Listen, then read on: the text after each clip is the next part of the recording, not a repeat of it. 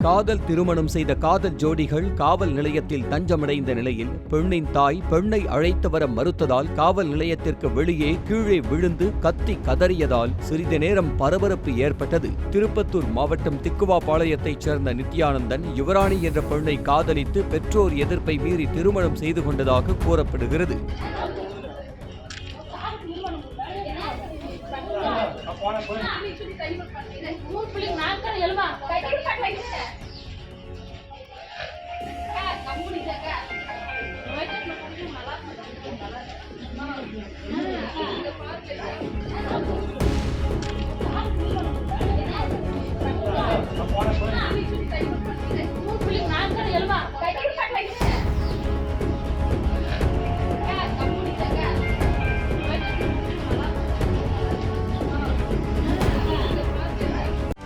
செய்திகளை உடனுக்குடனும் துல்லியமாகவும் தெரிந்து கொள்ள சப்ஸ்கிரைப் பண்ணுங்க.